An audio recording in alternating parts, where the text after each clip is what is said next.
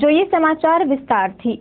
ભુજના હંગામી આવાસમાં રાજીવ આવાસ યોજના હેઠળ બનાવવામાં આવેલા મકાનોમાં રહેતા લોકો દ્વારા આજે જિલ્લા કલેક્ટરને એક આવેદનપત્ર પાઠવીને તેમના વિસ્તારમાં વર્ષોથી પડેલા વણ ઉકેલાયેલા પ્રશ્નો અંગે રજૂઆત કરી છે। આ વિસ્તારના લોકોના જણાવ્યા પ્રમાણે હંગામી આવાસમાં રાજીવ આવાસ યોજનાના 156 લાભાર્થીઓને મકાન બનાવવા માટે તારીખ 20/5/2013ના રોજ સર્વે કરાવવામાં આવેલ, ત્યારબાદ ફાઇલ પણ મંજૂર કરવામાં આવી છે અને આ મકાનના પ્રોજેક્ટનું કામ હુનર શાળા તથા સેતુ માહિતી કેન્દ્ર સંસ્થાને સોંપવામાં આવેલ છે।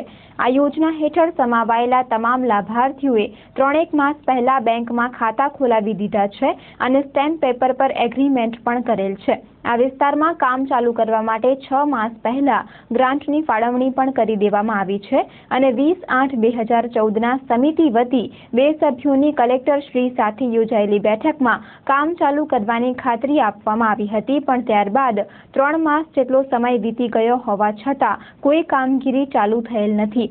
આ બાબતે તાત્કાલિક પગલાં લઈ કામ ચાલુ કરાવવા આ વિસ્તારના રહેવાસીઓએ માંગ કરી છે। આ વિસ્તારના રહેવાસીઓએ આ અંગે ચંચળ ન્યૂઝ સાથે વાત કરી હતી। અમે આવાસમાં રહીએ છીએ, બીજા સેક્ટરમાં। અમને 1.5 વર્ષથી એમ કહેવામાં આવે છે કે તમારા મકાન બની જશે। અમે દર અઠવાડિયે મિટિંગો કરીએ છીએ અને બધા હેરાન થઈએ છીએ।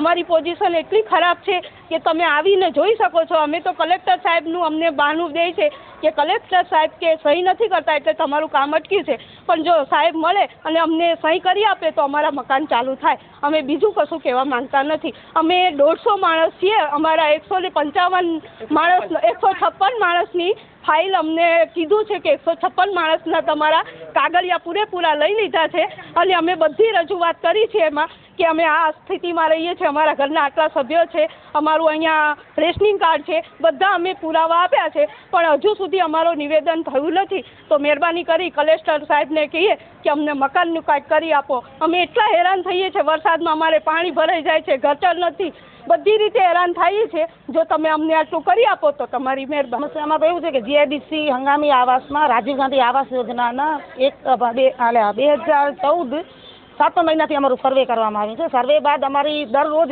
બીજા ત્રીજા દિવસે અમને મિટિંગ માટે બોલાવે, અમારા પબ્લિક જે છે એને હેરાન કરે, દરરોજ મિટિંગમાં આવો, આ કરો, તે કરો। અમે ટોટલ પ્રોસિજર એ લોકોને કરી દીધી છે અને મકાનનું પણ કામ કમ્પ્લીટ થઈ ગયું। અમારી ગ્રાન્ટ ખાતામાં આવી ગઈ છે।